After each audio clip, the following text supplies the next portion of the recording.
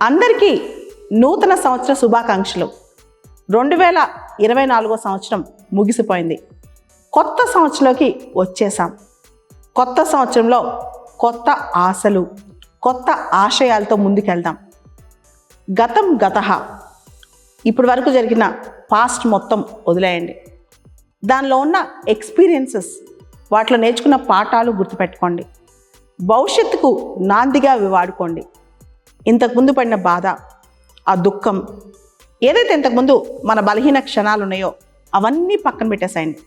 కొత్త ఆశతో, కొత్త రే ఆఫ్ హోప్తో నూతన సంవత్సరాన్ని ప్రారంభిద్దాం. మన జీవితం ఈ రోజు నుంచి నిర్మించుకుందాం, బిల్డ్ చేసుకోవడానికి ప్రయత్నిద్దాం.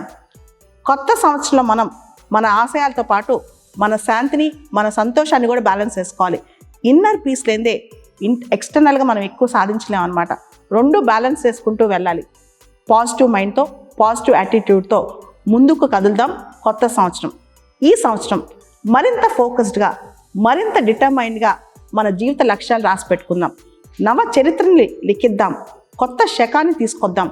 ముఖ్యంగా వచ్చే 10 సంవత్సరాల్లో మనం ఎలా ఉండాలి అనే దానికి ఈ సంవత్సరం నాంది. మన జీవితం ఎలా ఉండాలి అనే దానికి ఈ సంవత్సరం ఒక బేస్ అన్నమాట. పాస్ట్ని ఇక్కడ వదిలేద్దాం. Let the dead bury the dead. జరిగిపోయిందంతా జరిగిపోయింది. మంచో చెడో, సెల్ఫ్ బ్లేమో, అదర్స్ బ్లేమో అన్నీ పక్కన పెట్టేసేయండి. ఈ రోజు నుంచి కొత్త జీవితాన్ని ప్రారంభిద్దాం. పాస్ట్ని వదిలేద్దాం, భవిష్యత్తుకు నాంది వేద్దాం. అదేవిధంగా ఈ సంవత్సరం మొత్తం మనం జీవించబోయే జీవితం మొత్తానికి ఈ సంవత్సరం ఒక కొత్త పునాది అయ్యేలాగా, కొత్త నాంది ఏర్పడేలాగా చేద్దాం. ఒక్క క్షణం కూడా వృధా చేయొద్దు. ఒక్క నిమిషం కూడా డిప్రెస్ మూడ్లోకి వెళ్ళొద్దు. ఈ సంవత్సరం మొత్తం ఒక్క నిమిషం కూడా ఫోకస్ నుంచి తప్పొద్దు. అంతకుమించి ఇన్నర్ పీస్, హ్యాపీనెస్తో ఈ సంవత్సరంలో మొత్తం ఏం చేసినా సరే విజయం సాధిద్దాం. విజయం అంటే కేవలం ప్రపంచానికి కనిపించే విజయం కాదు, మనతో మనం సమన్వయం చేసుకుని మనకి సాటిస్ఫాక్షన్ వచ్చే విజయం సాధిద్దాం.